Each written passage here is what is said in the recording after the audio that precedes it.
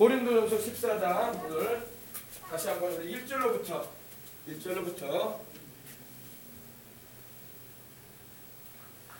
자 6절까지 다시 한번 우리 한번 봉독에 올리고 이 말씀으로 함께 은혜 전하도록 하겠습니다.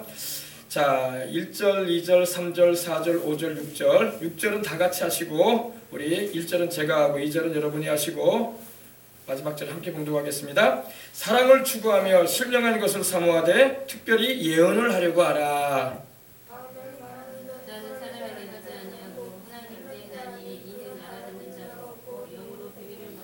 그러나 예언하는 자는 사람에게 말하며 덕을 세우며 권면하며 위로하는 것이요.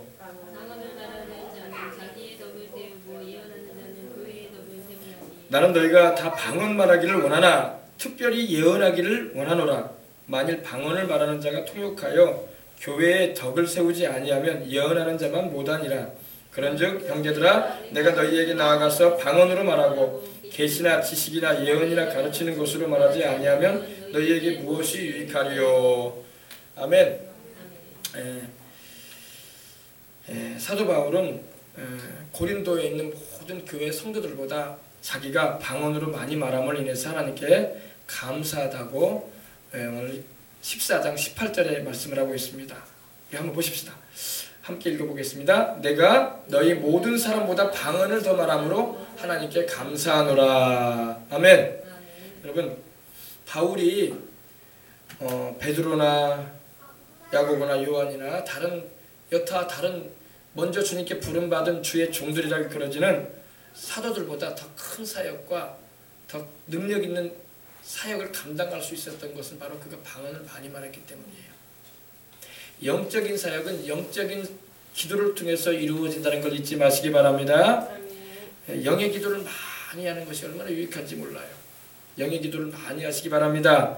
성령을 충만히 받아서 방언으로 많이 기도하시면 유익합니다. 우리 주님께서 방언으로 기도하는 것을 기뻐하세요. 우리 주님께서 승천하시기 전에 믿는 자에게 따르는 표적 가운데 귀신을 내 이름으로 쫓아내라고 하셨고 새 방언을 말할 것이다 라고 말씀을 하셨습니다. 그리고 뱀을 짚는다. 뱀은 바로 마귀의 사단을 말하는데 사단을 제압하겠다는 겁니다. 그리고 무슨 독을 마실지라도 해를 받지 아니하며 병든 사람에게 손을 얹으면 나을 것이다 말씀을 하셨어요. 이것이 주님께서 유언으로 남기신 말씀이야. 주님께서 승천하시기 전에 제자들에게 자기를 따르는 무리들에게 남겨주고 가신 아주 중요한 말씀인 것입니다. 그 가운데 새 방언을 말할 것이라고 말씀을 하셨는데 새 방언을 말하게 하시는 분이 바로 주님이에요. 그런데 이 방언을 말하는 일을 귀신도 흉내를 낸다는 걸 우리가 알아야 돼요. 영을 분별을 잘해야 되는데 다른 종교에도요, 이슬람이나 불교나 이런 종교에도 주문을 외우듯이 방언을 하는 사람도 있어요. 그런데 그들이 말하는 방언은 우리가 말하는 성령님의 감동을 입어가지고 성령의 기름 부으심 가운데 말해지는 방언하고 다릅니다. 종교는 다 똑같지 않느냐? 종교마다 그런 황홀한 체험을 할 수 있지 않느냐? 황홀한 체험을 할 수 있을 겁니다. 그러나 성령의 역사냐?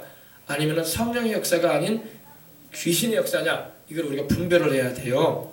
그래서 예수님을 주와 구주로 영접해서 나를 위해서 죽으시고 나를 위해서 보배로운 피 흘리셔서 내 죄를 속하시고 나를 구속하신 하나님의 아들을 믿는 자들에게는 성령이 오셔서 방언을 말하게 하시는 것이고 그런 다른 종교 가운데는 성령의 역사라고 볼 수가 없는 것입니다.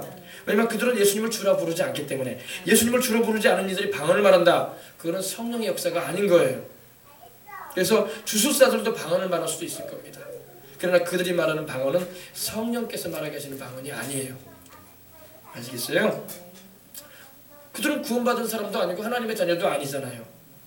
예수님을 주와 구주로 고백하고 나를 위해서 죽으시고 부활하신 내 구주라는 그 분명한 사실을 마음으로 믿고 입술로 시인하는 자들이 성령을 거듭난 이들이 성령으로 충만할 때에 방언을 말하게 되는 것입니다. 그러므로 여러분 성령 충만함을 받으셔서 여러분들은 참으로 방언을 많이 말하고 방언으로 기도하고 방언으로 찬양하고 방언으로 설교도 할 수 있는 단계까지 나갈 수 있어야 돼요. 방언으로 설교도 한다니까요. 방언으로 설교를 하면서 통역을 하면서 바로 설교를 한다고 말입니다. 아멘.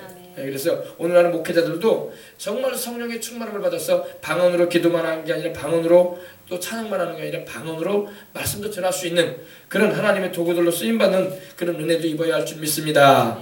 근데 이제 방언 사역이 참 귀해요.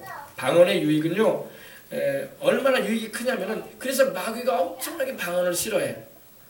그래서 신품이 있으면 가품이 있는 것처럼 성령님의 역사로 말해지는 방언이 있으니까 마귀도 그걸 뭐라고 할까요? 모방을 한단 말입니다. 모방을 해서 다른 종교에서도 그런 방언 같은 걸 말하게 한다는 거예요. 그러나 그거는 예수님을 주와 구주로 영접하지 않은 자들이 하는 말이기 때문에 성령님의 역사라고 볼 수가 없습니다. 아셨어요? 그래서 방언의 유익이 상당히 많은데, 그래서 마귀가 방언을 막 혼선을 갖다 주는 거야. 그래서 방언 사역에 대해서 아주 부정적으로 말하게 하고, 방언은 할 필요가 없다느니 이제는 교회 시대가 성경이 완성됐기 때문에 방언은 이제 그쳤다는 이런 말을 하면서 신학자들부터 시작해가지고 방언에 대해서 부정적인 말을 많이 합니다. 그러나 여러분, 방언이 얼마나 유익하다는 것을 여러분이 경험하게 된다면 방언에 대해서 그렇게 합당치 않은 말을 하지 않을 것입니다. 마귀가 방언이 위력이 있기 때문에 집요하게 막 공격을 합니다. 방언에 대해서. 그래서 방언을 할 필요가 없다느니, 이제는 방언 시대가 지나갔다느니, 알지도 못하는 말을 못하게 그렇게 주절거린다느니, 그래서 성경도 모르는 사람들이 그렇게 방언에 대해서 공격을 많이 한단 말입니다. 자기들이 마귀의 도구로 쓰임받고 있다는 것도 몰라. 아시겠어요? 이 방언은요, 하나님의 엄청난 계시와 영적인 강해지는 그런 비밀이 들어있어요. 그러니까 마귀가 아주 싫어해. 왜? 방언으로 기도를 많이 하게 되면 하나님의 그 말씀이 깨달아짐이 더 강해져요. 그리고 말씀에 확신이 확 들어요. 할렐루야. 그래서 믿음이 강해진단 말입니다. 그냥 말씀을 그냥 읽고 듣는 걸로 그치는 사람하고 방언으로 기도하는 사람은요, 달라요. 방언으로 그 말씀을 받아가지고 여러분 증거도 해보시고, 방언을 통해서 하나님의 그 감동하심과 또 방언을 깊이 말하다 보면 막 자기가 말하는 방언이 무슨 의미인지도 알게 돼요. 근데 대부분 그렇게 그 단계까지 못 들어가 사람들이. 그냥 방언을 말하는 것 같은데 그 정도 수준은 안 되고 더군다나 통역까지도 못 나가는 분들이 많은데, 여러분 기도하셔야 돼요. 기도해야지 더 깊은 단계로 들어가는 거야. 아시겠어요? 기도를 하게 되면 성령님께서 말씀을 더 깊이 깨닫게 하시고 감동하신단 말이야. 똑같이 십자가의 복음을 들어도 누구는 더 깊이 안단 말이야.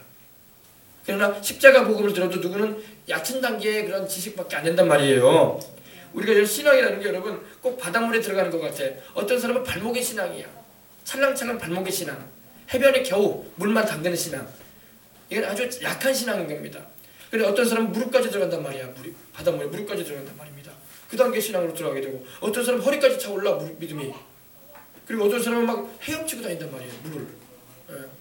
단계가 다르단 말입니다. 깊이 있는 신앙의 단계로 들어갈 수 있기를 위해서 기도하고 하나님의 허락을 입은다면요, 더 놀라운 하나님의 역사를 체험하면서 살아갈 수가 있는 것입니다. 그래서 이 방언은 성령님께서 우리를 통해서 말하게 하시는데 마귀에게는 엄청난 위협이 되는 거야. 그냥 귀신을 쫓아내는 것보다 방언을 말하면서 귀신을 쫓아내게 되면 더 파워풀해지는 거야. 할렐루야.